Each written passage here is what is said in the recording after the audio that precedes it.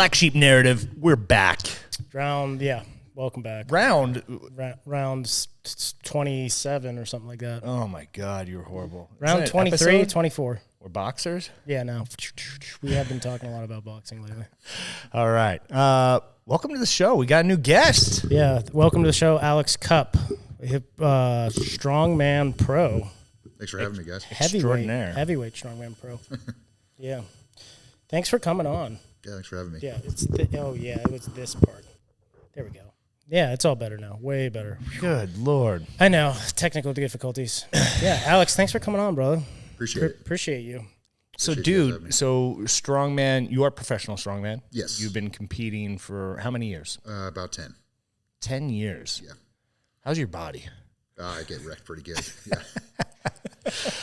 Well, yeah, dude, we wanted to have you on, have you talk through your story. Yeah. How you got into strongman, because that's not a sport you just like, I mean, just like any other sport. It's something you got to work on for years. But what made you like, hey, you know what? I'm going to do strongman. I played sports in high school like everybody else did. I did football, rugby, track. I ended up going to Boise State for rugby for a little bit, for just the freshman year. I ended up... You played rugby? Yeah. I didn't know that. Yeah. Dude, that's a hard sport. Yes, that's one of the most brutal sports. It's a blast, though. Have you guys ever played it? No, it's a good time. I've had a couple of my buddies play it, and dude, their bodies always gets wrecked. They're like, yeah, I fucking tore my ACL. This is like the third time. Yeah. Well, I tore my MCL and PCL that year, and then I had to wear a brace to lift or do anything like that, and I started powerlifting. I found a guy who was interested in powerlifting down there at Boise State. Ended up liking that a little bit better. So I ended up doing powerlifting for probably 2 years, and then through that I met my father-in-law at the time, who owned a gym called Genesis out in Nampa. I think you've been there before, Nick. That's where like Jesse Norris and a lot of greats train there. Yeah. So I trained a little bit out there. Someone introduced me to Strongman because there's a few guys doing it out there. Did some of the movements to supplement powerlifting for about 6 months. And then I got talked into doing like a local competition just for shits and giggles, and did that comp, and I was like, okay, this is definitely my sport. It's just a lot more fun for me. I kind of have like a little bit of the wandering mind so I have to have a little bit of change up every now and then, and Strongman changes the events every single competition. So I just really fell in love with it. Yeah. Mm-hmm. And now you're a pro strongman. Yeah, took a while. And that shit ain't easy to do. Like, I only think there's like a handful of pros in Idaho. Like, they don't give out those cards to anyone. It's not like natural bodybuilders where people can step on stage the first time and they're like, you're a pro. No. That drives me absolutely insane. I know, dude. The pro card system's pretty intense. It's Strongman. So usually it's through Strongman Corporation, which was the only entity for a while. Mm-hmm. And to get a pro card right now, you have 4 that are given out a year for the most part. 4 in the entire in the year. They've opened it up a little bit this year to like pro-ams, where if you win, you get to get a pro card there. So that would open up maybe about 3, but you're looking at about 7 or 8 total. God damn, dude. Yeah. So you have a bubble of high-level amateurs, which I was sitting at for about 4 years, that are kind of on that cusp, but you have to win the competition. You have to have that one day that lines up in your favor. Everything goes well, and you get that card. For me, it was the Arnold 2022. And what'd you place? I got 3rd. Fuck, dude, that's crazy. So in that one, the 2 guys that beat me were already pros. So because I was the highest placing amateur, I got my pro card. I didn't know that. So you compete against pros? Mm-hmm. I competed against pros as an amateur for about 2 or 3 years. Yeah. No kidding. Mm-hmm. That's wild. I had no idea you guys did that. Yeah. But the sport, what's cool about strongman, you see the sport evolving, it's growing, because it just used to be like the titans you would see on TV, just the world's strongest. Mm-hmm. And then it's just evolved, and now it's becoming more mainstream, which is cool to see. Yeah. Damn, so 10 years. Mm-hmm. It took you 7 years to get your pro card? Yeah. Yeah, I started out as a middleweight, which is in strongman is 230. Mm-hmm. And then anything over that's heavyweight. I floated around 250 until I was about 24. I'm 30 now. And then I started gaining weight, and it was becoming too hard to make that cut. So then eventually I just was like, all right, I'm just going to go be a heavyweight competitor. even though I'm still on the smaller end of heavyweights right now. And I just wanted to get the heavyweight pro card because, like, there's a lot of validity to the middleweight pros, but people are really mostly concerned with, like, who's the actual top dog heavyweight. Who's the big man? Yeah. Yeah. Because that's like the Brian Shaws, the Pujanowskis, they were all heavyweights, right? Those are the big hitters. Yeah. Yeah. So you go against them. But I know you hate fucking talking about this, but what's cool about you is you're not fucking, like, you're not huge, dude. Like, I've seen, like Brian Shaw, dude. He's like 7 feet tall, like 400 pounds, dude. Right.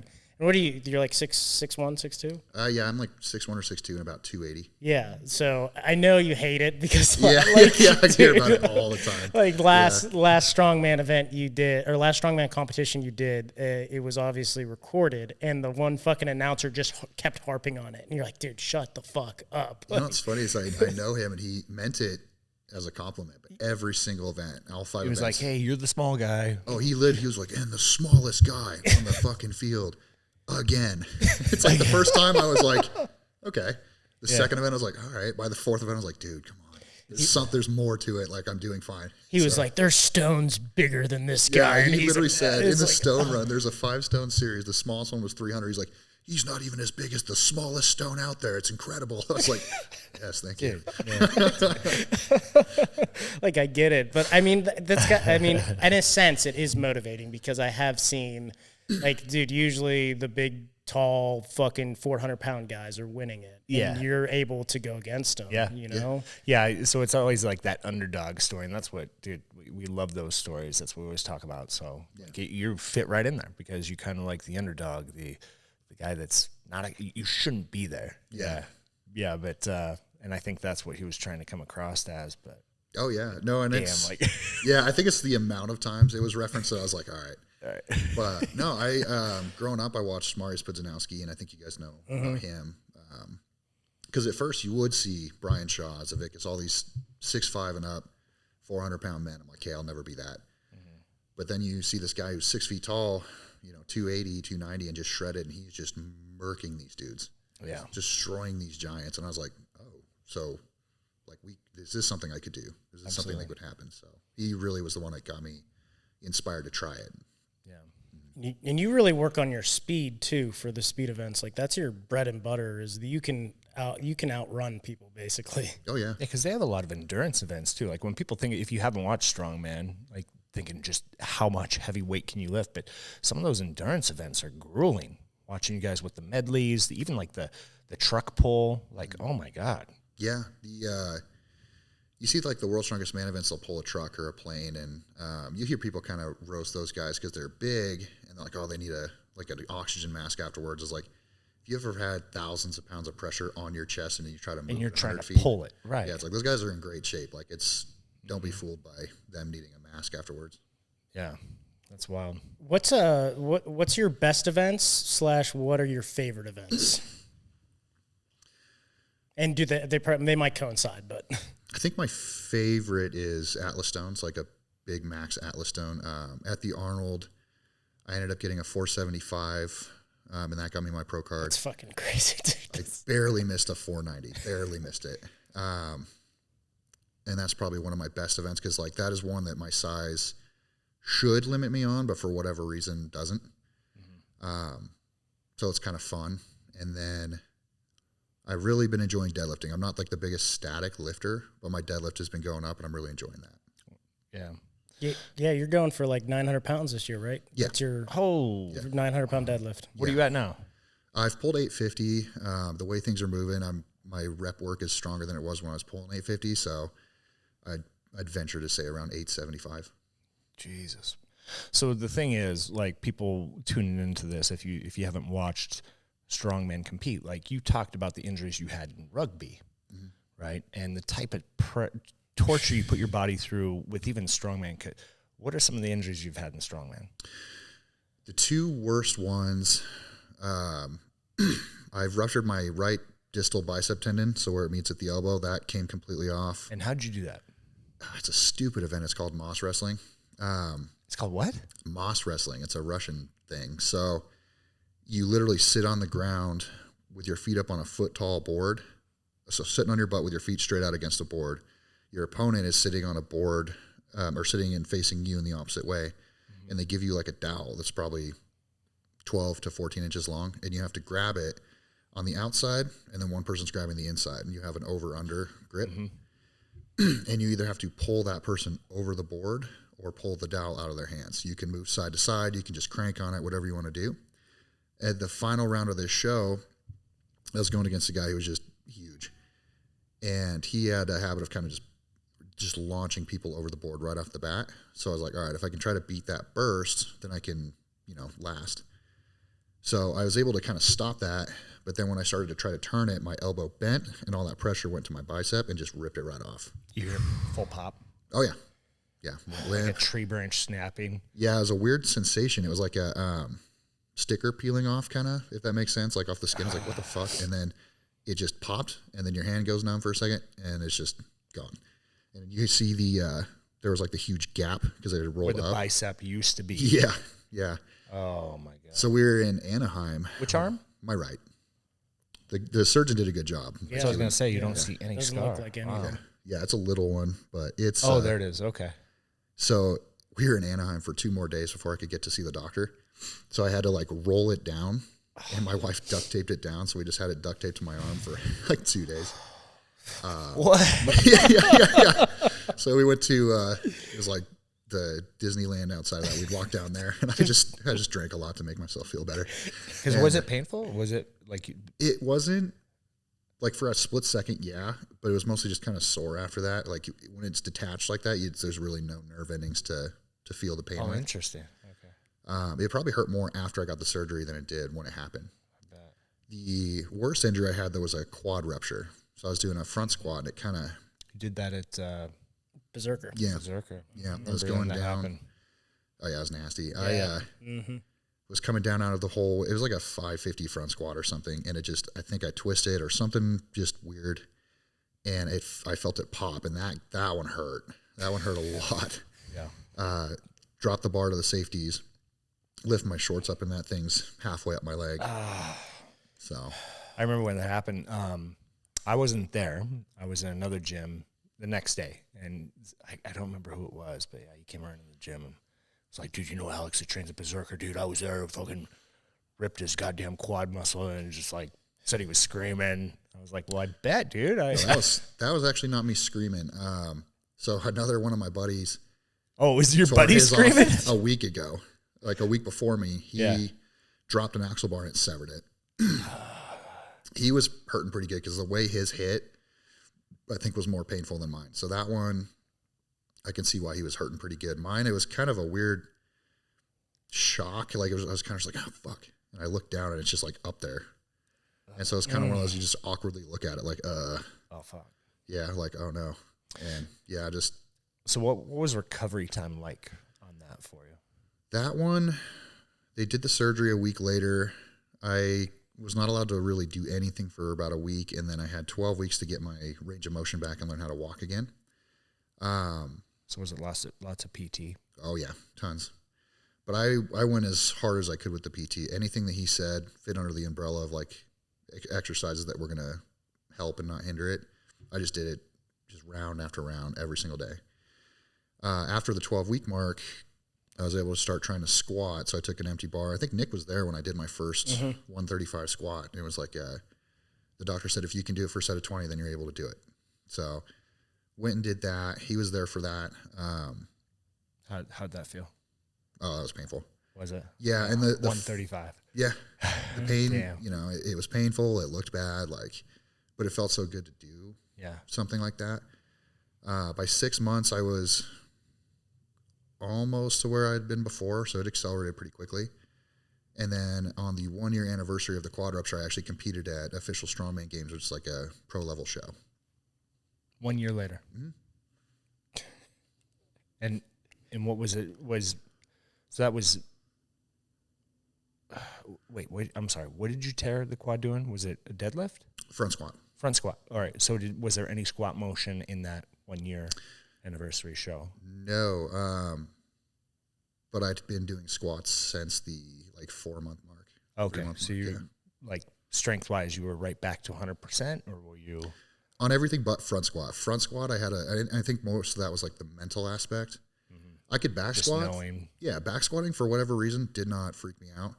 Dude, front squats, the first day I came back to do a front squat, I wanted to try to conquer that fear. I wanted to make sure I didn't let it freak me out forever. I came in, I did like 95 pounds. It was embarrassing. I had to ask guys like, dude, I'm gonna need you to spot me. And went down, and that leg was quivering the entire rep just because of the like fear behind it. So it was more mental. Oh yeah. Yeah. So I think the strength had been there for a while, but I didn't go over probably 405 that entire year on a front squat just because of the like fear that it was going to pop again. So I kind of justified it to myself like, well, my back squat's back up where it was. I don't really need to front squat more than that. So whatever. But since then I've gotten over to that weight again on front squats, which is good, but that took a lot longer mentally more than anything. Yeah. And how do you overcome that fear mentally? Because I know a lot of people, like, we're talking about a quad rupture and a bicep tear, like a full tear. And there's a lot of people that get those injuries and then they're done, dude. Yeah. Like, they never overcome it. What were some of your strategies, or like you mentally, to get over that fear of like, okay, I'm going to pick up this Atlas stone. It's basically all biceps. Here we go. Like, I just wanted to compete again more than I was afraid of it. Mm-hmm. So I was like, all right, the only thing you can do is just face it. That was one thing my dad taught me growing up is if you don't want to be afraid of something, you just got to do it. Mm-hmm. So what I did is I'm just like, all right, well, as long as I do it super, super light, I could logically tell myself like, hey, like with the front squat, 95 pounds isn't going to hurt me. So I use that as like all right, I'm going to do that, and then every time I'll just go up a little bit more. Yeah. Same with the stones, with the Atlas stones. I started with like an 85, like something I've seen kids do, just to try to feel it. And same thing, you know, his arms quiver and things like that. And then just kind of built up from there. But yeah, the first few sessions are always the worst. You kind of have to just decide like, I refuse to be afraid of it. Mm-hmm. And you just have to kind of attack it. Yeah. Yeah. Now, what's your next big comp, or do you have one in mind? So right now I'm looking at the Shaw Classic in August, and then probably America's Strongest Man a couple months after that. Yeah. And Shaw's been crushing it. Like, his competitions look fucking huge, fucking awesome. And they pull full on vehicles. Like they do it big at the Shaw Classic. Dude, like the last one, they had a wrapped vehicle with the Shaw Classic all over it, and people were fucking lifting it and shit. I don't know if you competed or if this was your event, but the fucking leg press they had last year. That was was that one with the vehicle on it? Yeah, dude, it was they had a fucking vehicle leg, under the press. Yeah, that's what it was. So great. It was like, holy shit. Like, balls to the walls. You've never seen something like that, dude. Dude, so I was talking to my buddy Kevin Ferris, is a World's Strongest Man competitor out of Utah, and he was there doing that, and I saw him backstage. I was like, man, what's that gotta be event scary like? being underneath that. So he told me, he's like, yeah, so you know, your leg press, and you look up and this fucking car is right there. And it's like every rep too, it's like, it's not still, it's like, din, din, din, din, din, din, like shaking. He's like, yeah, what are you supposed to do? It's not like I can just bail out of this. That thing will come flying down on me. So you're kind of just, you know, you get a little bit of that fear strength because you're like, there's a car above me. Like, I better push it off of you. So, dude, going back to your ruptures, I don't know. Have you ever seen the video of the guy doing the preacher curl? Oh, I don't want to watch it, dude. Yeah, I have a hard time watching the videos now after those injuries have happened. Yeah. You mind if I throw it up for the audience to see? Yeah. Just for the people that haven't Dude, experienced it. You don't have to watch it. I'm not watching it, dude. But I've fucking seen this shit. It's so gross. This one is painful for me to watch because the double. I have seen that one. Yeah, so this is just so you can see what it looks like. If you watch his bite, see how the muscle just curls straight up, both arms. And the poor bastard takes a look at it. You see him look down at his first arm and then the second arm and realizes, like, holy shit, I just tore both of my biceps. Oh, my God, get out of here. YouTube, dude. There we go. Tell me Watch. you don't. Dude, I don't. Oh, this is the guy that does, Yeah. Does it. You watch the reps go down. Oh, this one's bad, dude. I hate this one. I hate this one. So what is it? Is it 115 or 130? I think it's one. Oh, and you can see he's struggling right there. Like 115, you're done. 115, you're done. Don't try for one. Oh, there it is. Snap, snap. Both biceps. Yep. And you see him just look down both arms and walk away like, holy shit. But I don't think I've ever seen anybody rupture both biceps at the same goddamn time. Yeah. There's this buddy, Joe Stella, I think he's out of Washington, that ruptured both of his quad tendons at the same time. Oh, my God. Felt so bad for him because he did that, I think a few months before I hit mine. And he was in like the double brace. Like there's videos of him like learning how to walk upstairs again. Wait, both quads at the same? Yeah, I've seen Travis Rogers out of Maryland. He owns the Bear Cave gym, and then he's a big. He puts on a lot of powerlifting meets, and he used to do raw powerlifting. And he was a fucking animal, dude. I think at 198, he deadlifted like over 7s or almost 8, and he could squat almost 7 or 8. But he was doing a squat, and he fucking going down, and fucking his right or his left quad tore, and then it put all the pressure on his other one, and then that fucking tore, dude. Yeah.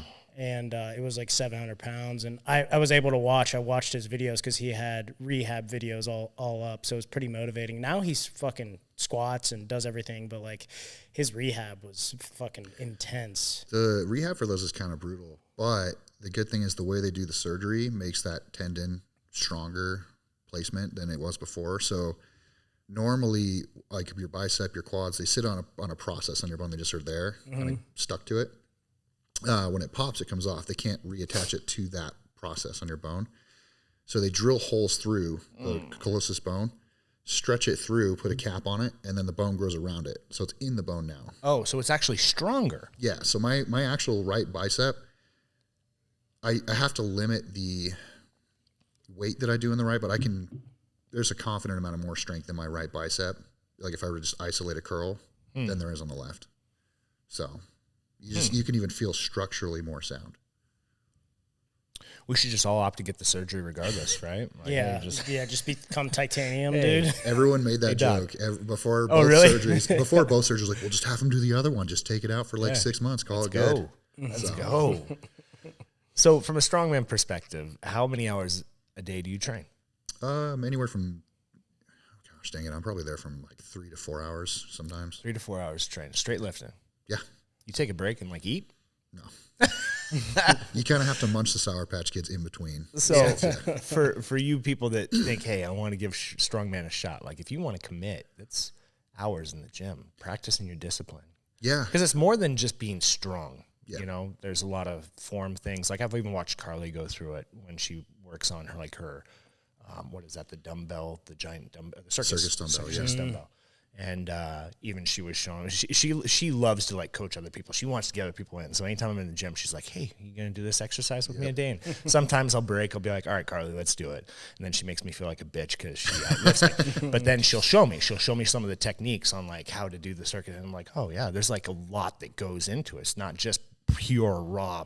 Let me throw this up with all my might. Like there's a lot of technique and form and things you have to, do in order to compete at the best. Oh yeah. Yeah.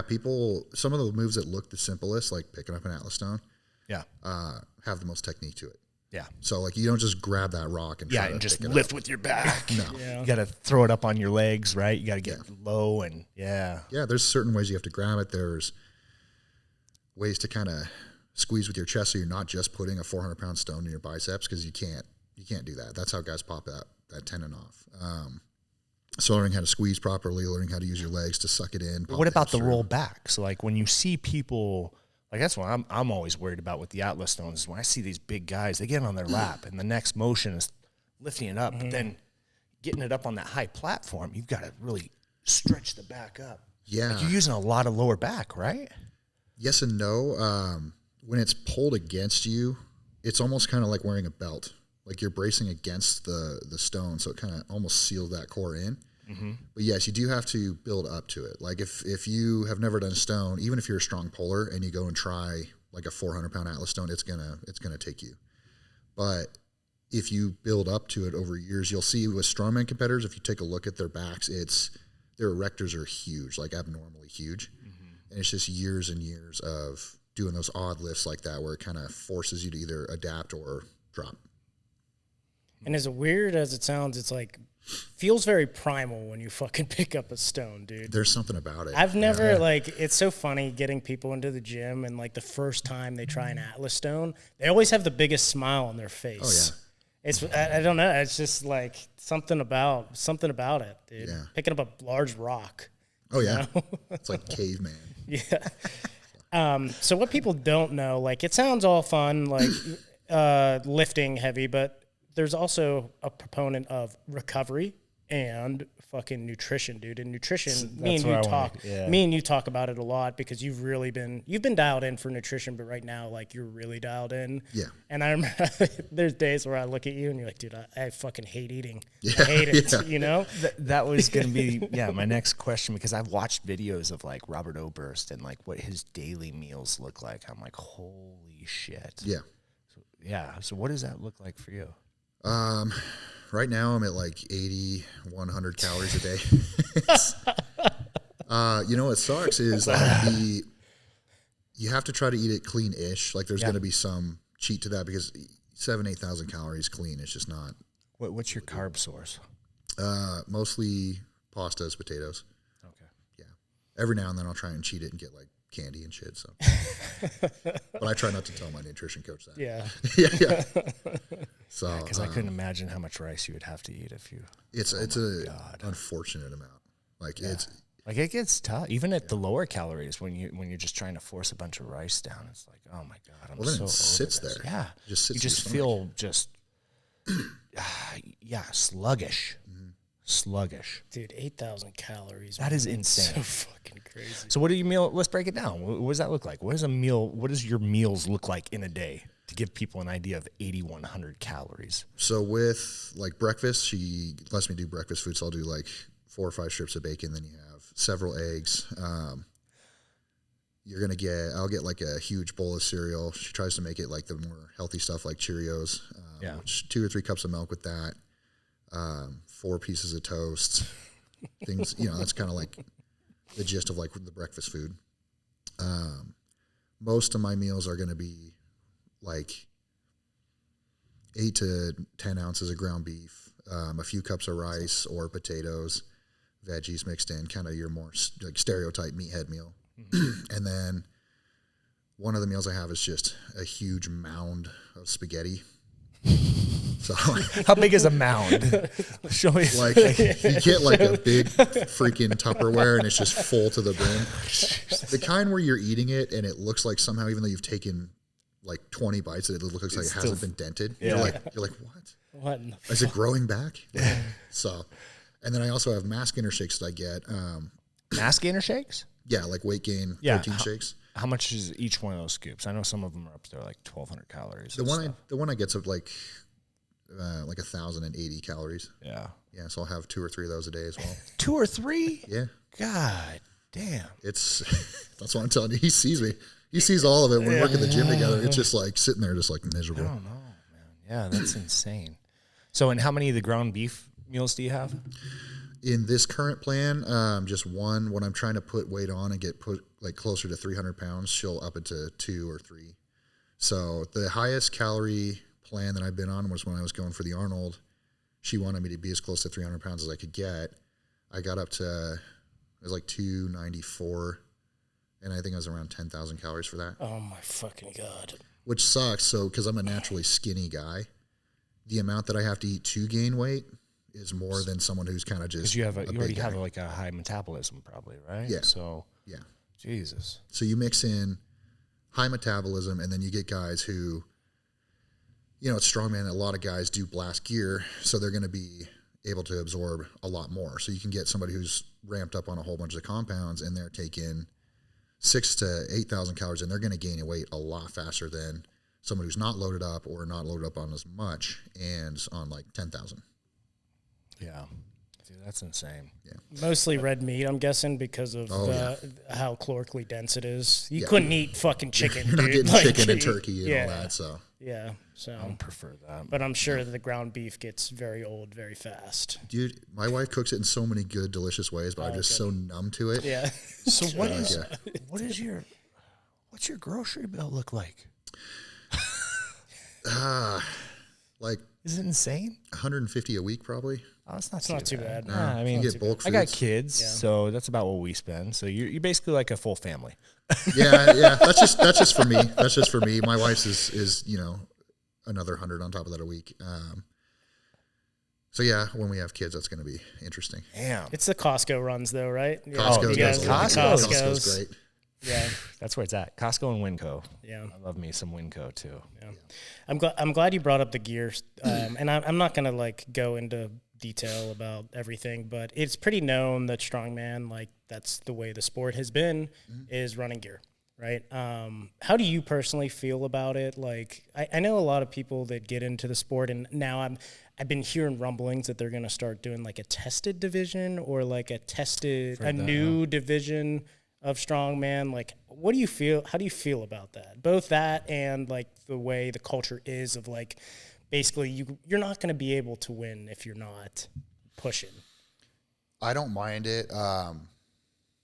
Like the fact that guys are on gear, it really doesn't bother me because you want to be the best no matter what. You don't want to be like, in my mind, what I'm striving for is I don't really care if you're running 5 compounds. I still want to beat you. Most guys, there's some guys that are on what you would imagine they're on, but then there's some guys that are high level where you're like, oh, that's all. Yeah. So it's kind of just depends on the person. You can get a lot farther without it than you would imagine. But I think at that top level, you kind of have to make a choice. For me personally, I have done 1 cycle. It was pretty mild just because I have a lot of heart problems in my family, so I was kind of hesitant. Mm-hmm. So I tried 1 cycle. It did okay. Right now I have my TRT, just the therapy dose. And when the time comes, like if recovery's not there, I've thought about whether or not I'd go back to it. It kind of like I go back and forth day to day, honestly, in my head for myself. But as far as the actual nature of it, having drugs and stuff like that, that's fine. I mean, that's just what it is. You want to see the biggest, strongest dudes. That's what it's going to be. Yeah. Yep. And it's kind of fun to see, honestly. So, Yeah. Have you, how often are you getting blood work done? like every TRT? 3 months. Okay, good. Yeah. That's good. like a huge thing for me now is like blood work. If people are going to be even TRT, like make sure you're getting blood work done, monitoring that. It's pretty crazy. Oh, yeah. Did you see, was it you that sent me that? There's this like, they're trying to create the Olympics that is just full bore. That. Was that you that sent it to me? I don't know if think I so. sent it to you, but I did Someone see it. sent me a thing about basically this guy, is he like a billionaire? Billionaire, yep. Mm-hmm. He's trying to create a new Olympics that's just full on, everybody's roasting gear. It's just He just not- wants to it's see just- he's like, let's make this real. We want to see the best of what can possibly be done. basically like it's not drug tested. Not yet. So just non-drug tested. So whatever goes. It's interesting, though, because a lot of the people in the Olympics are. Fuck yeah, dude. So it's like, how much better would it get? You almost wonder. Some of the That's a stuff, good point. And so then some people probably would be like, well, if I go to this federation, then I'm going to be announcing that I'm on this stuff. And yeah. Like they might see a jump a little bit just because people will be able to go, all in. Mm-hmm. But I don't know if it would improve as much as people think because the amount of athletes that are on stuff and just kind of find ways around it. Yeah. Would probably surprise most. Yeah. Yeah. You ever watch that documentary about Icarus? Yeah, I was gonna say that if you That's took pretty away crazy. That the was a top 15 people were running gear or whatever, it'd have to be like 16th or 17th person that would win if they weren't running. Yeah, that was a fucking but it crazy was an documentary. interesting episode because that documentary, then the one guy that did start using gear, he actually went down in performance. Yeah. That was cycling, though. He was trying to do like the Lance Armstrong thing. And Yeah. he started using gear and he actually went from like top 10 to 15, 16. Yeah, that is interesting. I mean, dude, knows, going back on it though, it's like people are like, "Oh, you're fucking running gear and whatnot." Like it's you have an advantage, and it's like, dude, like it's not like you just take something and it's gonna make you fucking strong, right? You have to fucking put in a crazy amount of fucking work. Well, so steroids don't make you strong by themselves. Like some of the really hard compounds do, like Tren. That's where all the stereotype stuff comes from. But that's something people can only take for a couple weeks before that hurts them. Yeah. all tests and all those compounds do is accelerate your ability to recover. Yeah, improve recovery and yeah. Yep. And that's the other thing too is like people are like, well, it should be a level playing field. And the only thing I look at is like it's never going to be a level playing field because when you're taking gear, you're just increasing your testosterone levels, right? Yeah. People have varying testosterone. It's never going to be unless you have everybody set at like, all right, we need everybody to be at 450 milliliters of testosterone, which is super low, or like 800, right? It's never going to be completely level because people are going to have varying levels of testosterone. Well, and there's guys who perform phenomenally with their test at like 700. Yeah. And then there's guys who are at 1200 who suck. Yeah. So really it doesn't, make a huge difference, but you have to have the training down. You have to have the food down, the sleep down. Like the test is kind of the on top, the sprinkle that just makes it a little bit better. And that's the other thing that people don't understand is with tests, they feel, it is that crutch. It's that magic pill. But to your point, if everything else is not dialed in, you're not going to get to that like next level. No. Right? It's not going to do it for you. No, it's not this magic pill that you just take. It's like the 2%. Yeah. That's the way I look at it. It's the 2% on top. Yeah. That pushes you. Yeah, and I agree. And I think we need to have, like, I like having these open conversations because, like, it used to be hush-hush, right? People used to not talk about it. Now it's pretty open, like, and everyone knew that everyone was running stuff, but people didn't talk about it, right? It was just like that unspoken thing that you just didn't talk about. But what my concern is like, and you've seen it too, is that there has been some people in this sport that have pushed gear onto people that shouldn't be using it. Like people that are just getting into it and they're like, you need to start taking it. It's like, whoa, hold on a second, dude. Yeah. Like that is fucking nuts, dude. That's the thing too that I wish it was more open because we know people personally that they run 5 or 6 compounds. They've only been working out for 4 months and now they have heart problems or health problems. Seriously. And then you burn out your potential faster. It accelerates it. There's people that should not take it. Agreed. You look at someone who's like 18, 19, 20. No. Like, dude, don't touch that stuff. No. Like, unless you have a medical condition, you genuinely actually need TRT. You get TRT, but that's it. And that's few and far between when you're 18. Mm-hmm. Find your natural potential. And then when you're in your late 20s, mid 20s, whatever, introduce it. If you're trying to compete at a high level, introduce it at a small amount, Yeah, but what about just the natural gym goer? They shouldn't. No. Right. Yeah. And you know how many of them are doing it because it's stupid. Their buddies do it. They saw, so-and-so's doing it. I need to do it. Yeah. I'm not going to do the research. I don't need the research. I read on a Reddit blog. These are how much of each compound I should be taking. That's what I'm going to take. I don't think there's any need to do it unless there's like a potential to, make a living from it or go for a title or something that's like kind of up there. Like there has to be a valid reason for you to do it. Because you can do it. It's not as harmful. At that point, they're doing it just to train for vanity. Yeah. Right? Yeah, that's dumb. Or for the cool factor. It's dumb. Yeah, or the easy factor, they think. And again, like, dude, you run it, like, you're going to get bigger, faster, stronger, quicker, but to what extent? Right. And what are the repercussions, right? So you talked about heart complications, right? Mm-hmm. Yeah.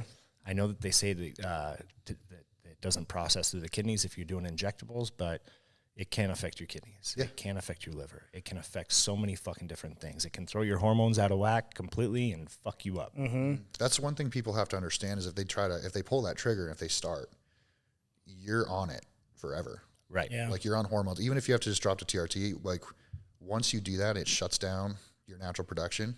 Yep. You've made that choice. That's your choice now for the rest of your life, basically. So I think people need to be educated more on the repercussions as far as that goes. I think people always think of the stereotype like, oh, you're going to freak out and roid rage. And I was like, no, if you're a dick, you'll be more of a dick. But that's the same thing as like if you're a drunk. If you're an angry drunk, it's probably because you're an angry guy. But like,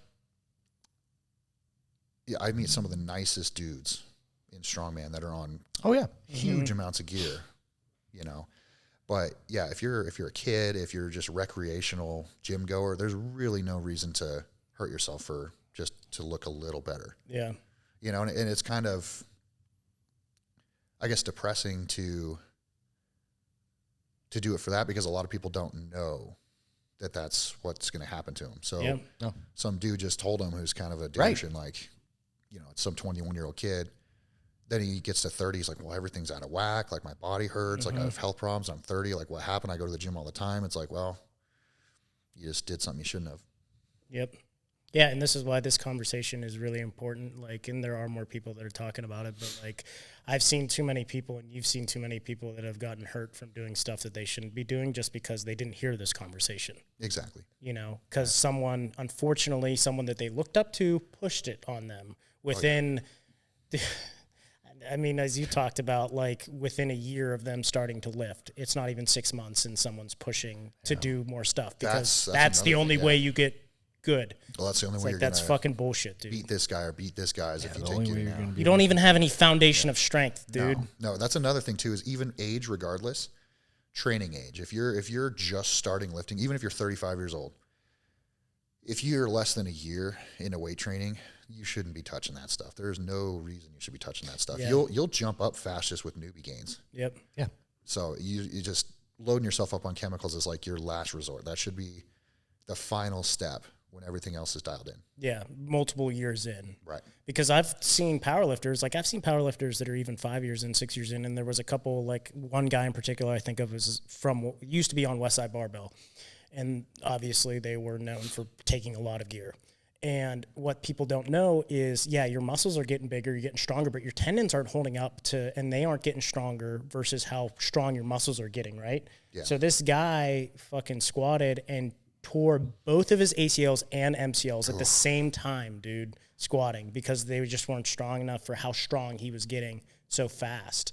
And he looked back, and I'm not going to name any names, but he looked back and he said, yeah, I shouldn't have done that.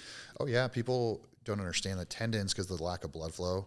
Tendons and ligaments it takes them about twice as long to recover from session to session than your muscles. You add in, compounds, it takes people 3 days to usually recover fully muscularly. You take that down to like a day, so then they're training with that mindset that, okay, I'll be recovered by tomorrow, so I can just keep going and going and going. Gear does not help your tendons at all. So your tendons are still taking 3 to 6 days to heal between sessions, but you're training like every day, when in reality you wouldn't have been training to that frequency without that gear. So you're just constantly recovering. Those muscles are getting stronger. The tendons just can't support it anymore, and finally they're just going to give.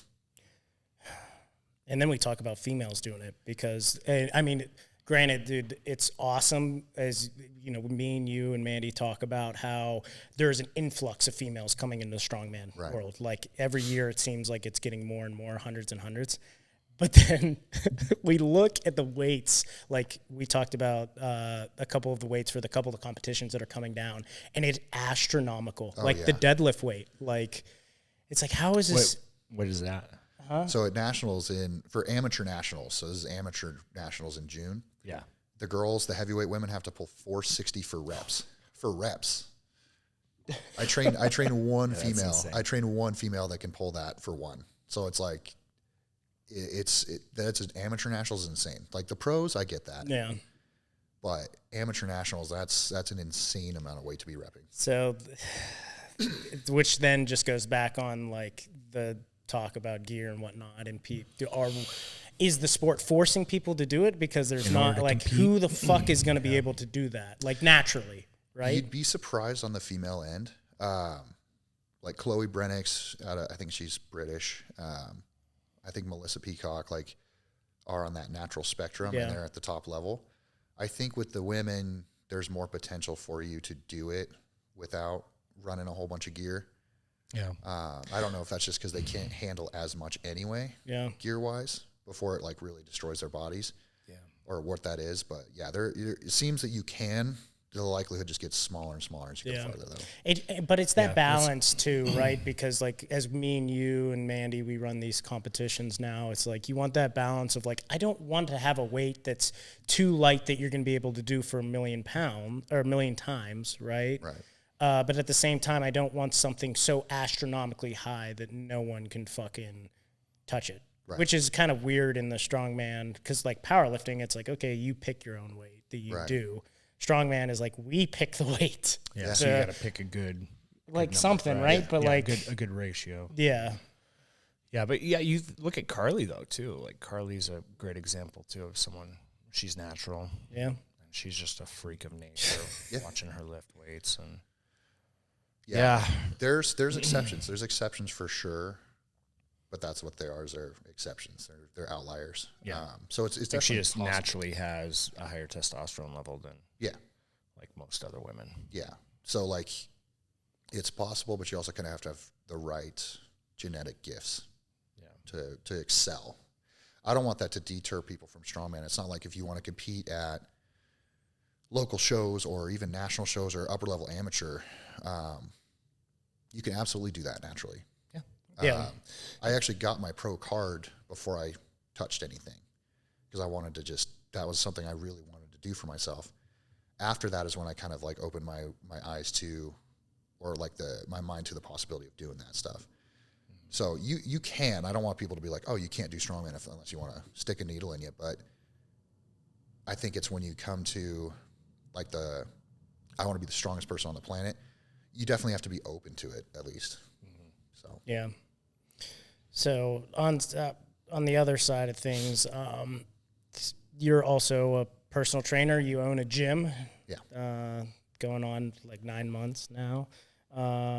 What's your clientele? How did you get into personal training? Like, I know that sometimes they're like, it's hand in hand with strongman or powerlifting or whatever, but how did you get into that? I hated working 9 to 5s. Like no matter how hard I tried, I just was like, all I wanted to do was just get out so I could go to the gym. Something you're passionate about. Yeah. And I tried a few different jobs, and they were solid jobs. I worked for some solid dudes. I hated it. I hated waiting for the day to end just so I can get there. Like I found it hard not to just do just enough to make sure I was working, doing my job. Just enough so you didn't get fired. Yeah.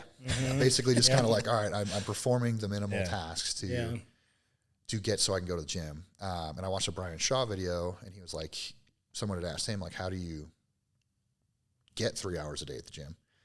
He's like, well, I had to start out as a trainer so you can choose your schedule essentially.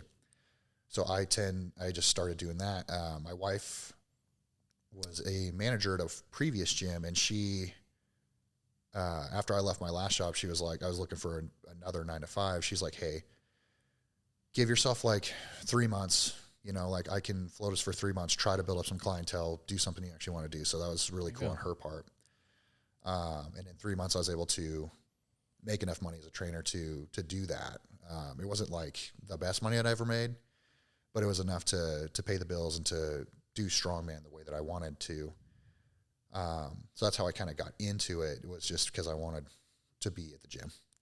And no, but I think that's deeper though, right? And like we talk about it a lot. Similar to you, in my job though, I worked a corporate job and I hated my job. I hated it. Every day I went into work, I just dreaded it. But I kept going in because I was good at my job. So rather than just doing the bare minimum, I always like tried to be the best at it. I don't know. It's just that drive inside me. I always wanted to be the best. So I kept getting promoted. Like, hey, promote this guy. And it's almost like when I got promoted, it was like instant gratification. Like, oh, sweet, I'm getting more money. And then it was like, oh, fuck, I got more work. Yeah. And, dude, I made it, pretty high. I was making solid 6 figures, like had all the toys in the world, but I was like, what am I doing?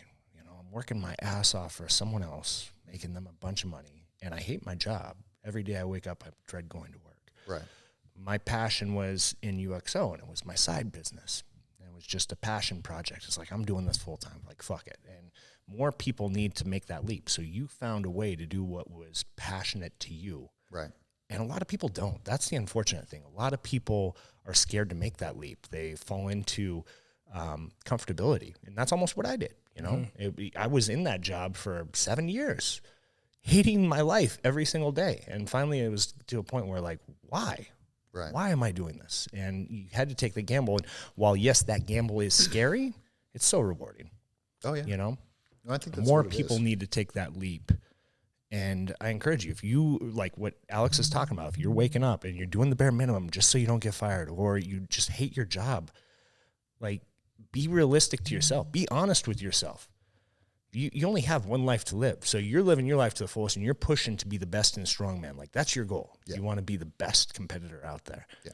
Right? What's your why? Find it. Go after it.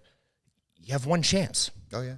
I think people, it's like you said, they're afraid because it is scary. It's scary. It's scary as fuck. Especially finances, man. That's where greatness comes from. Yeah. Is the fear. That's where greatness, you have to have that fear. You have to. Well, and you probably know exactly how it feels when you first do it. That fear, there's almost a desperation to grow it because you have to. So you work so hard. Yeah. Especially in that initial boom. What's the option? Yeah, you're like, okay, well, I've done this. I have bills. Those bills are always there. So I've got to fucking go. With clients, I was pushing hard, obsessively to try to build that up just because it's like, if I don't, it's back to that 9 to 5. Yeah. And that freaked me out more than the fear of like failure. Yeah. So going back to the job I hate. Yeah. Dude, yeah. I love it. And now you own a gym. And now, It's look amazing, at it. Now you've expanded. So you went from trainer, part-time trainer, right? You had struggling to get clients. Now you have your own fucking gym. That is fucking badass. That was cool. That actually kind of came on as like just a circumstance because I was working at a different gym called Fit Lab, just a couple miles down the road. Mm-hmm. And then one day the owner's like, "Hey, sorry to let you know, but we have 45 days and we close." And it's like, done. We're like, "Oh." We were looking around. That changes, that impacts your livelihood. It was just out of the blue. I was like, "Oh shit, okay." We looked at other gyms to train at. No one that was around town was really hiring. And I was talking to Nick about it. I was kind of like, "Man, this is stressing me out." Like, he's like, "Hey, we talked about opening our own gym, years ago. Like, you want to just try that?" And I was like, "Really?" He's like, "Yeah, dude. Like, I'll actually do it if you do it." I'm like, I'll do it if you do it. Is that how it was? One of those things. We needed, dude. We all didn't have the resources to do it. If I couldn't do it by myself, right? Like Alex couldn't do it by himself. No Maritza couldn't do it by herself. But if we all came together as a unit, we could figure it out. You guys created the Avengers. More or less. And opened a gym. You should have heard the conversation I had with Maritza and the other owners to get her and her husband on board. I was like, "Hey, you remember how we talked about owning a gym? Nick and I are going to do it. Do you want to join?" She's like, Okay, sure. Yeah. Shut up. She's like, and then she came back and we came back like, "Hey, we're looking at this building like next week." And she goes, "Oh, we're really doing it." I was like, yeah. So it's like, yeah, we're in it. So turned out awesome. Yeah, that's badass. Yeah, and that's a whole different experience too. Good, but what's that? Owning the gym. I mean, going from a personal trainer to just being in a gym to actually owning the facility and personal training at the same time. Yeah. That's a whole different ballgame. What I found in owning a business is I don't like the government very much now. Like I've never liked them before, but it's like really just compounded. Yeah, you've only been in it 9 months. Wait till you get about 4 years in. You'll find more reasons. Yeah. I'm like, what the fuck? Every year I get hit with something new, and I'm like, you got to be kidding me. Oh yeah, you're taxed on this, you're taxed on that. There's a fee for this. You have to get an inspection for that. I'm like, why? Yeah. Why? I it's my building. Why do I need to? Just. It's ridiculous. Constant hands in the pot.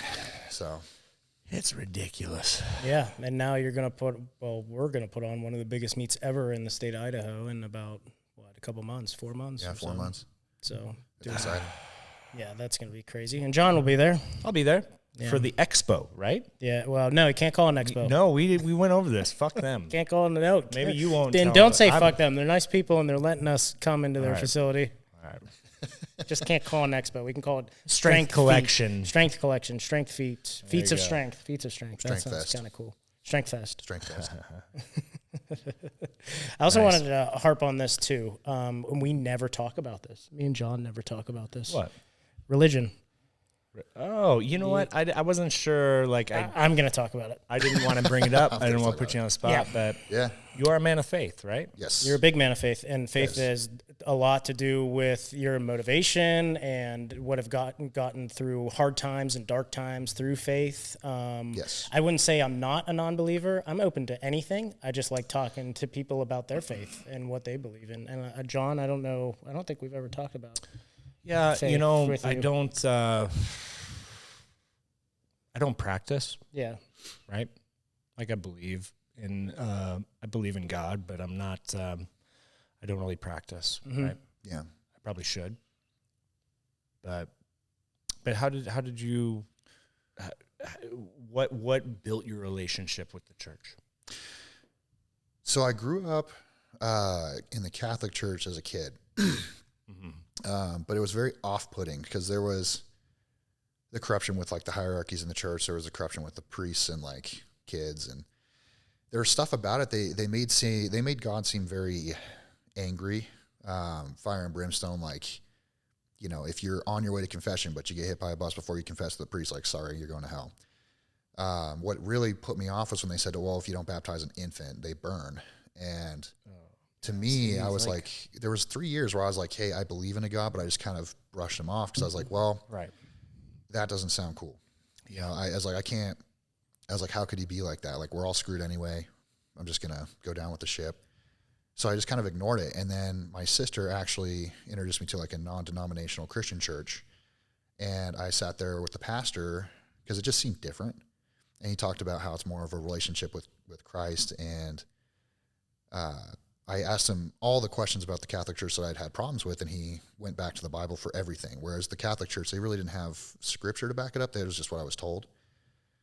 The pastor sat with me for probably 2 hours, and I was kind of a dick when I was talking to him. I was very like condescending towards him. But he was incredibly patient. He was answered all my questions. The few that he was like, you know, I'm not completely sure. Let me get back to you on that. Reference it. He came back a week later. Here's the answer to that question. But it kind of gave me just a little flicker of like, oh, maybe I'm wrong about this. Maybe he went back to the book and he proved all my points wrong. Okay, well, I'll be open to it. So I kept talking to him for a few months. And finally it came down to, he's like, if you want this, you just got to ask him. You just got to ask him to come to your heart. You got to ask him to basically like to accept that gift. And that's how that relationship starts. So I did, because I was going through kind of a hard time. I was about 17 or 18. And at first I kind of felt like I was talking to a wall. I was just like in my room, and, I was hurting pretty good. I was like, hey, you know what, God, if you're there, the door's open, come into my heart, do what you got to do. Like, I'm inviting you in. But I kind of was like, well, we'll see. But I was genuinely open. I was like, all right, do it. If this is what you want, do it, take it. And then after that, like the next day, that hole in my heart, that I could never fill with anything, adrenaline, people, relationships, whatever, there was a little bit of flicker where it was filled. And it was really interesting. I was like, something's different. It was kind of small, like a small flame, but it was different. It was full. It was like not a happiness, but like a peace, if that makes sense. And then every day I kept praying, it got a little bit bigger, and to the point where I'm like, oh, this really happened. This is like, it's real. It's he's there. He's actually with me now. And that's kind of how that relationship started. And obviously I still have my problems as far as like some of my behaviors. I'm like, I gotta work on that one. But the grace that God has given me and the way he's kind of changed my heart towards people, towards situations, towards things like that as I've gone through this life has been something that I couldn't do on my own. Something that wouldn't have come from just getting older or having experience. Like, it's something that he changed. That was just something it's supernatural in its like motivation and its processes. So that's kind of how it came about. He gives me like a contentness or a peace, I guess, with when things happen, because I have a problem with control. Like, if I can't control the circumstances in my head, which is stupid, like trying to control the circumstances that happen to you because you can't anyway. But I gave myself the illusion that I could.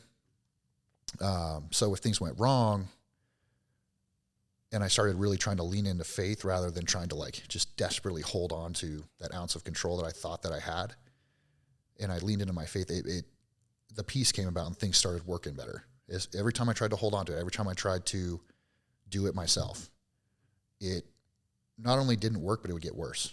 But as soon as I let go and gave it to Jesus, things would just start to work out in ways that didn't make sense. Like with our gym, we had 30 days to open that thing. Shouldn't have happened. Did. There was a little bit of panic at first, but then, I was like, whether it happens, it's your will. Like, I'm not going to worry about it. Like, just let you do your thing. We're going to do the work. We're going to do the processes. I'm just going to leave the rest to you. I'm going to leave the results to you. And lo and behold, we have a gym, a good gym. Yeah. So, but I try to come about my life with that in mind. I have to still struggle with it. There's times where if I'm like not super in tune with my relationship, like if I've been kind of, I guess, like passive in my prayer life, which, comes and goes, then that fear or that like that desperation to control situations will come back. And I've talked with you about this before a little bit, Nick, but I always come back with that faith and with that, okay, he's going to take care of me. He's going to take care of this. So I try to do things as best as I can in a way that are going to like exercise that faith or glorify him. And he'll kind of bring that blessing from that. So that's kind of, hopefully that answers the question. Yeah. Yeah, I like how you talk about how, as everyone's not perfect and you're not perfect, but you try through like these tenets or the faith in general to try to implement that in your life to become a better person. Yeah. And one thing that I feel like really off-puts people to God is never God himself, but religious people. And that's the worst part about it is you look at what Jesus actually says.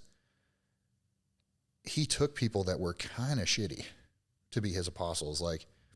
But it's not a check minus system. It's not I did a lot of good, so therefore I'm going to go to heaven. I did a lot of bad. That's the misconception that people ask me when they talk about faith is like, well, I'm a good person. So if I'm a good person, regardless of whether I believed or not, I'm going to go to heaven. Technically, no, because you will never outdo your bad. God takes care of every intention. He watches your intentions, your thoughts, your feelings, your actions. Human beings are always going to be more inherently bad than good. And he kind of says that the, standard that he's judging you off of is perfection. None of us are perfect. We all know that. So, okay, we're screwed, right? What's the solution? Jesus came down, sacrificed himself as the ultimate sacrifice. You look at the Old Testament in the Bible, they used to have to sacrifice an animal to atone for each sin. Jesus came down and became like the ultimate sacrifice. He was the one sacrifice that if you accept it, if you're like, hey, he's like, I sacrificed myself for you. If you want, take my hands, accept that I did that for you or not. You don't have to. It's a free choice. But if you accept it, it kind of pays that debt, past, present, future. It doesn't mean you can go and just do whatever, be a turd. Yeah. But it kind of gives you a freedom because it's like, okay, now that I know my sins are covered, I'm not constantly just in fear of, oh crap, I sinned, better make up for it. I'm going to hell. Yeah. Yeah. So it allows you to focus on trying to grow, trying to help others, trying to love people. Yeah. And spread that faith without the fear of, well, I messed up again. So now, I'm either going to go to hell or I got to beg for forgiveness. And it's a more actual relationship with God than a check minus debt versus non-debt situation that a lot of most, if not all, major world religions are. So, yeah. And I don't know, how you feel about Jordan Peterson or how the audience feels about Jordan Peterson, but I've listened to his lectures on the Bible. He does a whole series, hours long, and tries to dissect it. And regardless if you believe it to the letter or if you believe that the stories are just, talking about bigger issues and kind of you can put those stories into your own life. But there's a reason why the Bible has been around for the thousands of years. It's not just random stuff that they're putting in. There's stories that are still relevant to this day that you can, if you implement in your life, you can become a better person. Oh yeah. That's kind of how I feel. I think the Jesus story is fucking crazy and awesome and the biggest thing of betrayal. And if you want, if you believe it or not, the resurrection and being crucified for what you believe in, and everyone's against you, even though that that it's the right thing, but you're still crucified by your people. You were betrayed by your best friend. You're crucified, but then you resurrected 3 days later or whatever. You came back, and if you want to take that, you can put that in your own life and be you're going to be persecuted for your beliefs, regardless of what you believe in. Like, that's just how it is, right? But also, like, shit's going to happen that's shitty to you, and you're going to be crucified for your beliefs or whatever you do, but you can ultimately resurrect or come back from that situation better. And you can think of it as a mistake or whatever, but that's how I think of this story, if you want to implement it in your life, and how I try to implement it in my life. So, you know, what's interesting is I've talked about this with people too that don't believe in God. Yeah. Traditional Christian values, and like if you look back at history when our country was like following them more, we were in a better state. You know, like obviously you take out the racism and stuff, but like the 40s and 50s, it was kind of based off more of that traditional Christian value, whether you really believed in God or not. The value system does like lead to better results. yeah. So. And I think there's something to say about like going on a Sunday with everyone that's of the same, like trying to become a better person, coming to a spot, like sitting in silence away from your fucking phone and just thinking about how the week went. How was your day going? How's the month going? Like, and trying to be like, check in on yourself, dude. Like when you go on your knees and you're praying, like, hey, can you help me for this, that, and the other? Like, you're away from technology and you're away from all that stuff that you can actually start thinking about what's actually going on in your life. I think there's something, because we're losing that too, right? Like, I think that there's less and less people that are religious now, I think, on the, if you look at statistics, right? We're kind of losing that. And I think it's a big point of like the Catholic Church, because I grew up in the Catholic Church and I was like, fuck this shit, dude. It makes God seem kind of like a dick. Yeah. But that's just the farthest thing from the truth, you know. And See, I think that's the biggest thing. Like you were talking about with me in church, like my parents never had me go. And as I tried to do my own investigation, I looked at the different churches and the different philosophies, and none of them really seemed to appeal to me. None of them seemed like they all were phony. They're all fake. They had their own, like you look at LDS versus even my mom. My mom got involved with, what's that one? Oh my God. Scientology? Oh, not Scientology. that one's like, no, it's the one that they don't believe in birthdays. They don't. Jehovah's Witness. Jehovah's Witness. And I was like, what? This is weird. So for me, I never found really a home. But here's the other piece, right? Like like I said, I believe in God, but I don't practice. I don't read. I don't follow the scripture. I don't pray. But I feel like having that belief in God, and that there's a push to be a better person, right? Like myself, I may not go to church, I may not pray, but I'm constantly trying to evolve and become a better person to those around me, to those in my community, to everybody, you know, even to an individual on the road. Like it was funny. We were driving, we saw a wreck, right? And I was with my buddy. It was on I-85 here in Boise. Wreck, boom, lady hit the wall. I was like, dude, you need to stop. And he was like, no, we got to keep going. I was like, dude, pull the fuck over. Pulled over, go check on this person, because it's the right thing to do, just to be a good human being. And I also know people in my life, like we've talked about them on the podcast previously without dropping names, but we know people that have like done evil things, like even murder, but have changed their lives around, like served their time in prison. And and what's crazy is, like, for me, knowing this individual, and I found out after knowing him for 5 years that he had spent 20 years in prison for murder. I had no idea. And at first I was taken back, like, how could he? But then I start like thinking, like, he was 18 when it happened. No, I don't condone it, but this is an individual that turned his life around for the best. And he's like one of the best human beings I know. Yeah. An amazing human, great personality, great friend. But when you look at that, it's like, wow, he did this, but he was able to turn his life around and become better from it. Yeah. Yeah. Which is crazy. Yeah. And I think that's what I look at in humans, is like, there's got to be a good in all, and how do they find it? Whether it's through religion, through whatever, just self-reflection. That's like, how can we become better as people? And forgiveness. We talked about that on the podcast but like Christianity talks a lot about, Jesus talked a lot about forgiveness. Yeah. And we forget about that nowadays, because everyone wants to crucify everybody, literally, for something that they did, and they think that they're not fallible, or that they could never do that. And that's exactly, that's something that came to me with the person, like when someone realized, Yeah. So someone approached me like, hey, so-and-so, you know, that's how I found out they were a murderer. You shouldn't be hanging out with them. Like, what? What are you talking about? So first, like I said, I was taken back, but then it's like, all right, this person doesn't understand the full story, is unable to forgive, right? Mm-hmm. And, you know, part of me even thinks the individual that did that, he's having a hard time forgiving himself. Right. But you're right. Like, people are quick to crucify anybody over everything. Yeah, and then like you hold it in, like, dude, have you ever you hate someone, or like you really fucking despise these people, or someone like fucked you over, dude, and you just hold that fucking anger in your heart, dude, and you're just pissed off all the time, and that's no way to live, man. Like, No, it takes a Requires a lot of energy.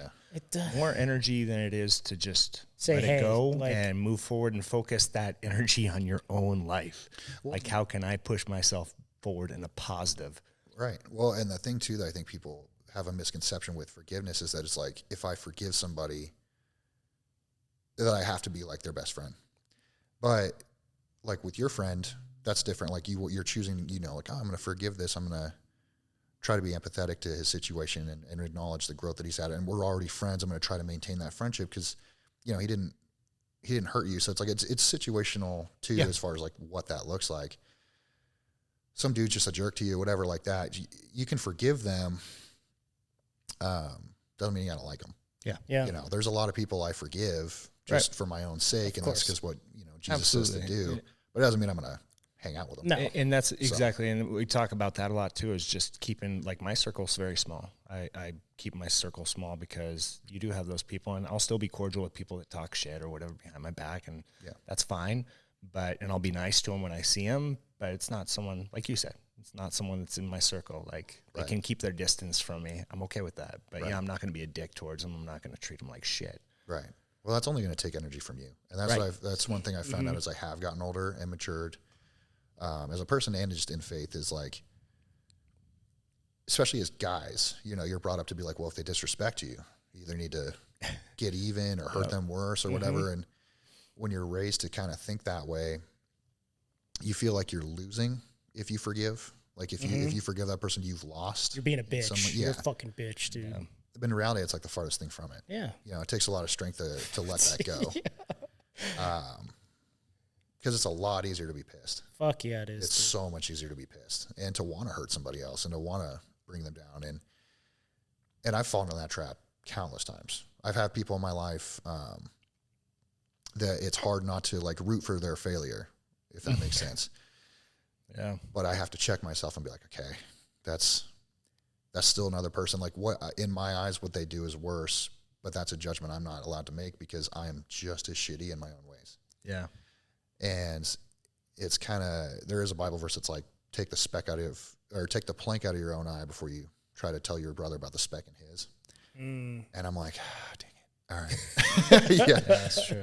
So, because I know you guys have had rough times with others, right? Yes. That want to see you fail and are very public about it.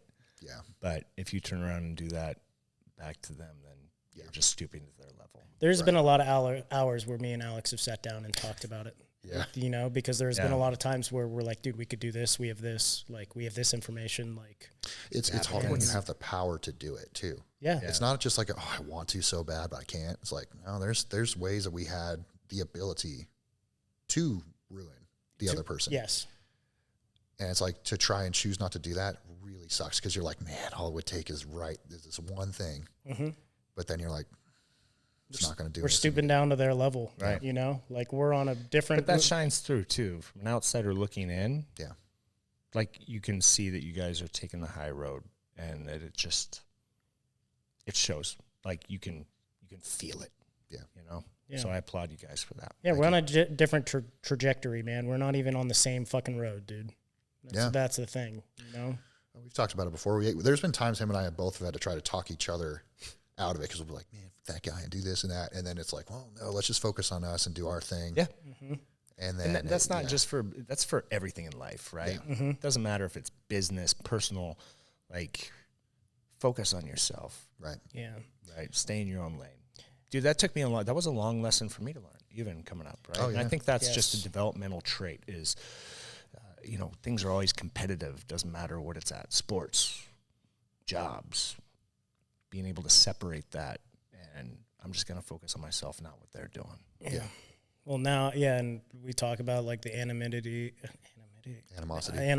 or the anonymous way that people can post now on social media or YouTube and just say some fucking hateful stuff, like, and Keyboard then you're warriors. like, oh, you're like, God damn it, I fucking hate this person. What are they talking about? You know, and it's like, dude, there's something to say about self-control and dude, how badass that is. That like you are able to get to the point where nothing fucking like bothers you in a sense, right? Like that's not going to ruin, because dude, there's times I'm sure in your life and in your life that if something said something fucking bad to you or wrong to you, you would chew on it for the next week. Oh, 100%. And that's like all consuming. Yeah. You know? Well, that's one thing I've noticed I've had to kind of find out too, is that these people that do that, they want that reaction. They thrive off it. They feel so low themselves.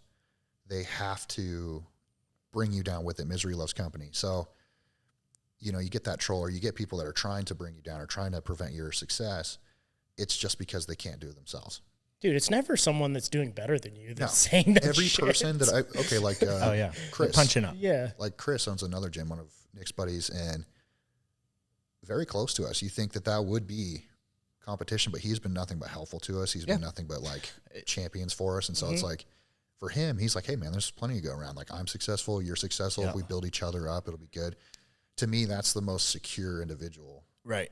And that's what, that happens all over too. And I was having that discussion with someone else the other day, because like in our space, it's like I'm connected with Caged, you know, here locally. God, there's multiple supplement companies that I connect with, and it's like we celebrate one another and you push one another up. You know, we've had them on the podcast, and it also makes you feel good, right? Like, I don't know, when you're part of that community and you're pushing one another up, it feels good, rather than, like you said, having competition and it's like you want to try and bring the other person down. I don't know, it just becomes toxic. Yeah. Like even inside yourself. Yeah. And yeah, so you're talking about Chris with Volition, right? Mm-hmm. Yeah, so he comments on the podcast and stuff too, and it's cool. Like outsiders seeing that too, when they see that, it's like, that's awesome. Like seeing these guys collabing together, and they should be at each other's throats, but they're supporting one another. Oh, yeah. And that drives like the community engagement too. Like, Well, it's fucking awesome. Oh yeah, working with Chris is how we're making the May meet happen. The powerlifting and strongman together, like us working together has brought about probably the biggest Idaho meet that's going to have been. Yep. And the community will recognize that. Yeah. You know? Yeah. So kudos to you guys. Yeah, and it brings in more powerlifters for him and his meet, and then more strongman people for our meet, and more people in general for the meet, the whole meet itself. So it's like it helps everyone in that sphere. Yeah. Well, and that's Where's his gym at? It's right down the street, from like us, 2 blocks down from us. Like you could walk there. Yeah. The only difference is his is a private gym versus ours is a public gym. So you have to train with a trainer there, and like you can't just walk in. Yeah, and see, and I think that helps promote for both of you too, because then, man, maybe you have someone that needs more of like a private setting, or they like, hey, I can't work out here more. I need to, you know, then hey, dude, I'm gonna send you over to Volition. And Volition's gonna have people who are gonna be like, man, I want a place where I can go to all the time, middle of the night, whatever. Yep. Hey, go check out our boys over at IBL. It just helps see each other out. Right. Yeah, no, I mean I've talked to a lot of like Empire Fitness. What's his face from Empire Fitness? Zach. Tattooed and Successful. Zach. We had that conversation too. He owns a gym. You'd think, and he owns a clothing company. So you'd think we would be like enemies, and he's like, no, dude, we work together, man. Like, there's people that this isn't the scene for them, and I'll push them your way because they want to do, you know, strongman and powerlifting, and they want to, like, and vice versa. Like, I'll push people to him if powerlifting and strongman and isn't their scene. So it works hand in hand, dude. Oh yeah. Shit, even Like you said, plenty of room for everybody to be successful. There definitely is. Well, even in 100%. strongman, the community there's something different. Like when I went from rugby, where you are, I mean, granted you are hitting each other, so there's a little bit of that kind of fight mentality. But going from that to strongman, in the very first meet that I competed at, dudes were helping me in my weight class that I was actively competing against. Like, hey man, if you grab it like this, it's going to feel a little bit stronger. If you do this, it's going to clean it up a little bit. Here, try this tacky for the stones. I'm like, at first I'm like, what are you doing? Yeah. Are you trying to? Why are you? Are You trying to setting me screw up? Yeah. You sabotaging Yeah, me? basically, I was like, what are you doing? Like, so, but then you do it, and the weirdest thing is like, one guy that I was competing against gave me a tip that actually helped me beat him in the contest. Yeah. And he was so pumped for me. I was like, it was such a heartwarming feeling, but I was just so confused. I was like, what is this? Yeah. And that was when I was like, okay, this is my sport. Like, Yeah. so it was just, cool. it was interesting that he was like, yeah, man. I was like, but you lost. He's like, yeah, but you freaking did it. And you'll see that at a lot of the events. Like even I remember when Carly was competing against Bailey. Yeah. And they were cheering each other on the whole time. I was like, whoa, that's weird. Oh yeah. It's going to be round 2 coming up soon enough. I know. That's going to be fun to watch. Bailey versus Carly in May. Dude, they're fucking Fucking machines, dude. But that you're right about the sport. That says huge volumes about the sport. You know? Like that these guys will just cheer each other on. And Oh yeah. There's a like one or two that I've seen at the high level that are kind of like jerks, but for the most part, every single guy that I've met, especially the high level athletes, awesome guys. Yeah. Like if you meet Brian Shaw, that dude will. There's a like story I love to tell because it just shows you how cool he was. We were at a contest in I think it was like 2014 in Utah. He was the guest judge. It was a Van Hatfield show, and we afterwards, you know, there's a group of us that are like want to talk to him, get stuff signed. So we're standing in line. You know, the man had been there for 12 hours. You could tell he was tired. It's like, hey man, can you sign my belt? He's like looking around. He's like, oh shit, yeah. All right, let me go run out to the car and I'll get a pen real quick. Do you guys mind staying here for a second? And I was like, yeah. This giant man literally jogs his ass like half a mile out into the summer parking lot. Like it's the summer, so it's just hot as shit. He's jogging. You see him literally jog, comes back in about 5 minutes later, covered in sweat with a pen. He's like, sorry to make you guys wait, but I appreciate you waiting. Yeah. So he signed all our stuff and I was like, this is the pinnacle of our sport, right? This is the top guy. Yeah. You're not going to see like an NFL player doing that. You're not going to see like somebody who's going to like, I'm going to, like, you guys just hold tight. I'm going to run out to the car like a mile away, come back and grab a pen so that I can sign your stuff. They're going to be like, well, just leave, go. Yeah. So it's just like, it goes to show that is the number one competitor in Strongman. And he's like still that humble and still that kind to the people that, you know, look up to him. So, and look how he's doing with his competitions, you know? Oh yeah. Like everyone wants to fucking go there. Something to say about that. I don't want to be a lot of strongmen too. Like they're all just, you guys are all like gentle giants. Yeah. You and, you know, Oberst is like the funniest, nicest dude. He'll talk with anybody. And yeah.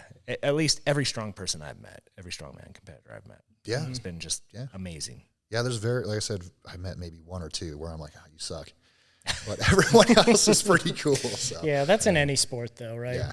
I mean, that's just what it is. Yeah. Unfortunately. But I don't know. I wouldn't want to go to a competition that's run by a fucking asshole. And I've gone to competitions that have been run by assholes, and I refuse to go now. Yeah, and there is a lot of people that don't go to those anymore. So something to say about being inviting, and I invite anyone to try out the sport of powerlifting and strongman. So. Oh yeah, you're gonna love it either way. The community is very similar in both sports. Yeah, and I feel like that's what people are lacking nowadays. And again, we talk about it a lot, dude, is community is big, and strongman and powerlifting have a great community, depending on what gym you go to.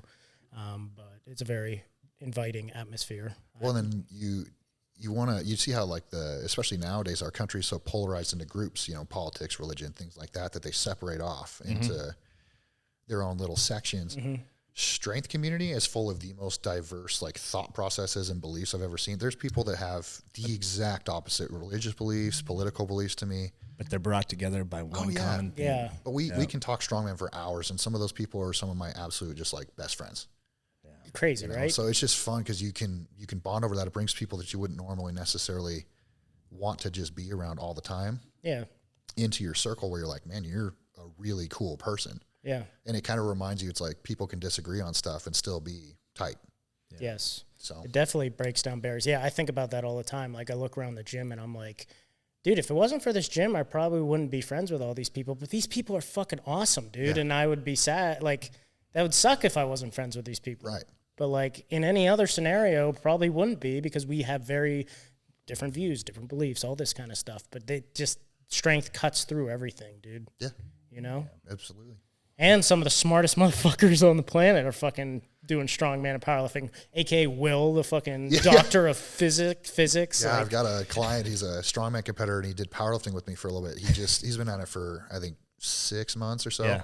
He has a doctorate in astrophysics. Oh my God. I'm like, Get the hell out of here. So fucking smart, dude. He talks like a normal guy. Like he Does just he? talks about music, things like that. All right. He's not out there with a protractor measuring the bar and stuff. Like, No, like he'll ask questions sometimes. I'm like, that's a really particular question. Yeah. You know, what would be the optimal angle for this? And I'm like, okay. But like, you just don't, but other than that, you wouldn't know. But I asked him, I was like, so what do you do? And he told me, and he's like, well, what do you go to school for? He's like, oh, I've got a doctorate in astrophysics. I was like, what? God damn, dude. Holy fuck. He's like, yeah, that's pretty cool. I'm like, It's pretty cool. yeah. Yeah. That's all he really said about it, though. Super humble guy. But I was just like, oh, you're a genius. That's interesting. Yeah. Let's get to comments, right? And Yeah, we'll then, just let's end on some news pieces, shall we? So, Yeah. because one of them flows right into a comment, and it's the one that we'll read. But so last week's episode, breaking news: drone strike killed In 3 U.S. soldiers in Jordan. Drone was basically a Houthi drone, or no? It was basically an Iran-backed. Iran-backed drone, one of the right? terrorist groups over there. So Biden, this was breaking news on last week's podcast. Nick brought it up because it happened like just 2 hours before we did the podcast. And President Biden said, hey, we will strike back. And the strikes have already started. So we struck, I think it was 12 different locations between Syria and Iraq that were backed by Iran militants. And so we killed a bunch of people, and we put the word out like, hey, Iran back down and quit supplying these Houthis with the drones, and quit, so tensions are rising. And then we brought up the Mexican border as well, and obviously shit that's going on there. Texas with the... Yeah. I have been watching that story. It's fun. I love it.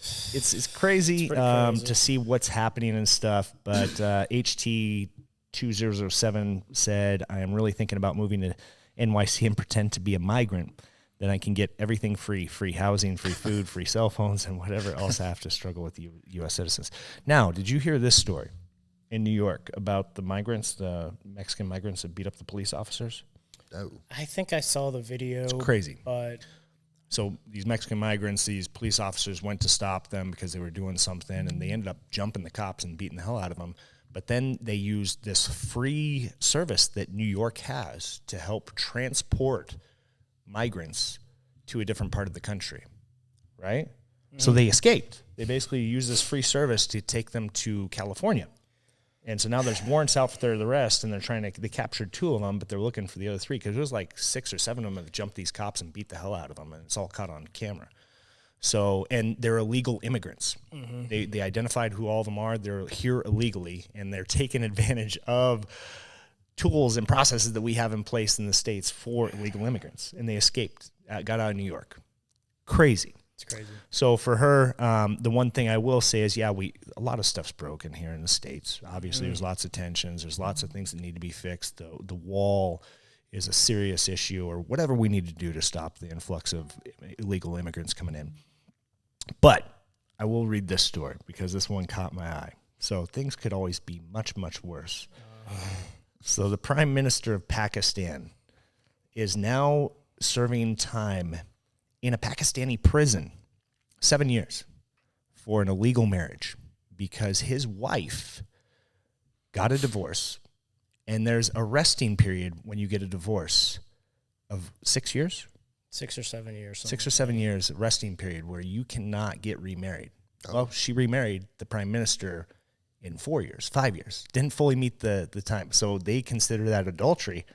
And that's a prison term. You can go to 7 years because you remarried too soon. Which you might have not even known, dude. Which he may not even know. Yeah, And here's the other crazy thing. So the other crazy thing is Pakistan then came back to him and said he cannot contest. You're serving your time. He has no option to face his accusers or protest his sentence. He's going to prison. 7 years. Guilty. No question. Just Guilty. right off the Guilty, bat. right off the Yeah. bat. So I read this article. I was like, cannot protest. What do you mean? I had to look it up. And they are not giving him a right to trial. He's going to prison for 7 years for marrying someone Dude. who got divorced 4 years prior. We have it a lot better here. Yeah. We do. So things could always be worse. Yeah. Yes. I read at some of the shit that happens in other countries. I'm like, God damn. Yeah. But thoughts? Yeah, dude. It's well, some Islamic rule, especially over in the Middle East where they practice the Quran to the T, is pretty intense. And I don't know if that comes out of the Quran or if that just comes out of what their legislation says. Yeah, because over there it's law. Like they've made it. So yeah, I'm sure it came from the Quran, but yeah, then it becomes documented law. Yeah. That is nuts. Yeah. Did I ever tell you about the situation that happened in Saudi Arabia where all those soldiers got killed while I was there? Oh yeah, yeah. Because he put his hand. Female search. Yeah, it was. They do like random stops in the base in Saudi Arabia is the most conservative country in the world. And I guess the one military police officer who was Saudi Arabian came and like touched a girl's leg, a U.S. Service member's leg. Felt her up. Felt her leg because she was wearing shorts. And she told us, and we told the chain of command. Pushed the chain of command all the way up to the head of the base in Saudi Arabia. And he was like, don't worry, I got this. Like, and ended up taking that everyone that was on shift that night, took them all in, and he was like, yeah, you're all killed, and killed them all. Really? Yeah. Squad. And yeah, wow, I don't know if it was a firing. No. And like we went down and we sat with him. One of our guys sat with him, and they're like, okay, like how did it go? Like, did you find the guy? And he's like, yeah, don't worry about it. He's like, it's all good. They're like, what? They're like, yeah, they're all dead. Wow. Like, what? Yeah, but there's not much we can do about that because, that's not that's the different country. It's their culture. Yeah, that's their culture. That was the craziest thing for me being over in Afghanistan is having to learn all these different culture tweets. Like there's certain things you do not do because it would be an insult, like showing the bottom of your feet, shaking with your left hand. Mm-hmm. Different things, like it becomes like you could raise an international incident for insulting somebody, Wow. And over there, there were certain things that would happen, and you just have to stand by and let it happen. There's nothing you could do. Yeah. Wild. Fucking wild. Any other questions? No, that's the only one I wanted to read. Some of them get long and just kind of going over it, but hers just piqued my interest because she has a point.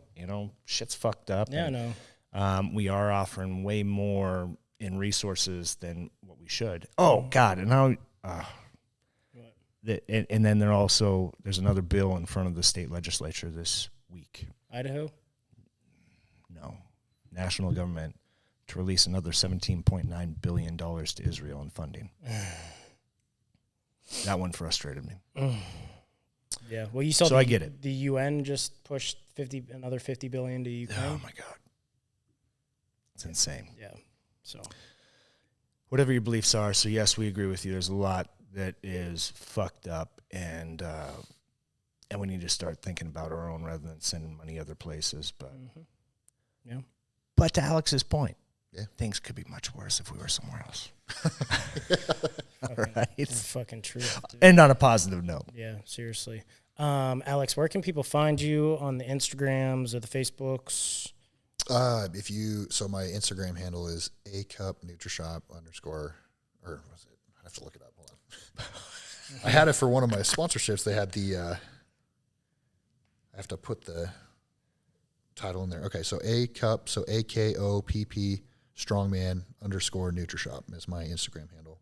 And then for people now, do you train specific people or like specialties, or can you train anyone? Oh, anyone. I have a couple guys that are just like general fitness, weight loss guys. My client Justin lost 100 pounds in it was like less than a year doing this programming. People assume that I just do the strongman, and I definitely specialize in it. But anything you want to do, I can make that happen. And how can they sign up or talk to you about that? You can message me. Email is always good too. You can email the gym to ironlegacybarbell.com. Just ask for me specifically, and then stop on in. I pretty much live there. So same Z's. Yep. John, any final thoughts? No, we appreciate you guys tuning in. Thank you for another solid episode of Black Sheep Narrative. And Alex, thanks for coming in, man. Yeah, Appreciate you. And tune in next week for more great conversations. And guys, here, seriously, hit the like button if you enjoy this content, and also share it. Share it with your friends. Subscribe. That's all we ask for. If you get value, if you enjoy this content, please just share it with others. Yeah, and comment about whatever. Please do comment. We love sharing them. This time we only shared one comment, but normally we share all of them. Yeah, next week we'll get back to probably all the comments that we're missing. But yeah, tell me how I fucked up and said something stupid on this podcast. So. All right, Black Sheep out. See ya.